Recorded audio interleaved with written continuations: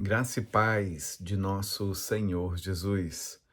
Tivemos a Páscoa, né, nesse domingo de ressurreição, mas entre a Páscoa que aconteceu, que simboliza a saída do povo de Israel do Egito, Deus julga o Egito pela soberba de Faraó, os 10 deuses que são condenados.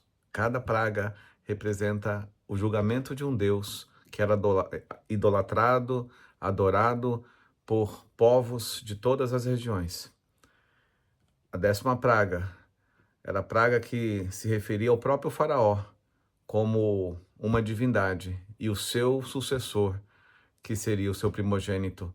Mas a praga alcançava todos os primogênitos, mostrando que a soberania do nascimento e da geração, de crescer, de gerar filhos, vem de Deus e não de Faraó. Deus é o Deus da criação e não há outro Deus. Nenhum Deus cria qualquer coisa a não ser o nosso Deus.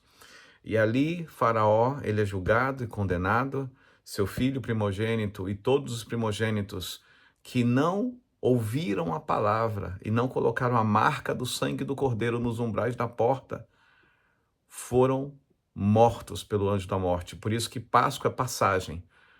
Passou o anjo da morte e quem tinha a marca do sangue sobreviveu, mostrando o simbolismo, um tipo de Jesus, que a marca do sangue de Cristo em nossas vidas, o sacrifício do Cordeiro Pascal, Jesus, nos salva do Egito, nos salva disso tudo. Mas Deus institui a Páscoa e logo o dia seguinte à Páscoa começa a festa dos pães asmos. O que é a festa dos pães asmos, que também foi instituída por Deus? Pães asmos são pães sem fermentos, porque o fermento ali naquela situação representava e representa o pecado. Então, Deus faz o povo ser livre do Egito, sai do Egito. E agora o povo é treinado a deixar o Egito por vontade própria, ou seja, durante 7 dias vou comer pão sem fermento, vou lutar para não pecar. Vou buscar a Deus, vou conhecer a Deus, vou entrar na presença do Senhor e conhecer ao Deus de Israel, ao Deus dos meus pais, Abraão, Isaque e Jacó, e servir a esse Deus. E aí vinha o domingo, que era o domingo que iniciava uma outra festa, a festa das primícias, que era o início da colheita do grão de cevada, que não era um grão tão nobre quanto de trigo, mas era um grão que todos tinham acesso, mostrando que Deus, ele se importava e se importa desde o menor ao maior.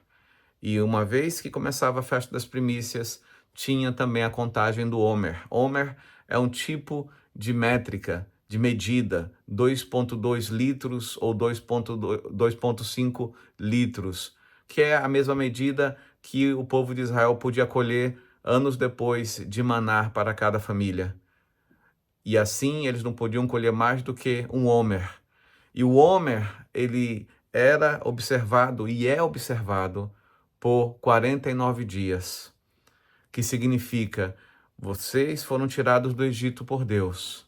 Vocês aprenderam que vocês têm que fugir do pecado, que é a festa dos pães asmos.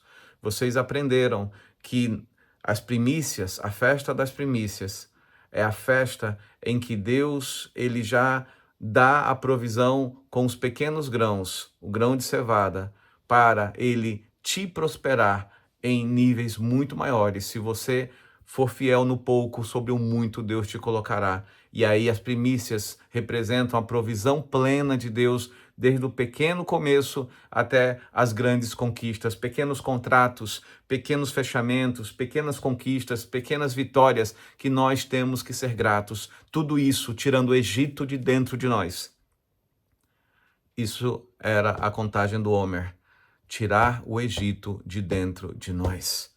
Estamos intencionalmente fugindo do pecado, buscando a santidade, nos separando para Deus. E agora vamos observar cuidadosamente o bem que o Senhor tem nos feito e, observando o bem que o Senhor tem nos feito, nos preparar para a festa de Pentecostes, que vem 50 dias depois, que é a colheita do trigo, o grão nobre, a grandeza, grandes conquistas, porque Deus é um Deus de processos. Ele começa do pequeno até o maior e ele não faz acepção de pessoas. E assim, Deus nos abençoa.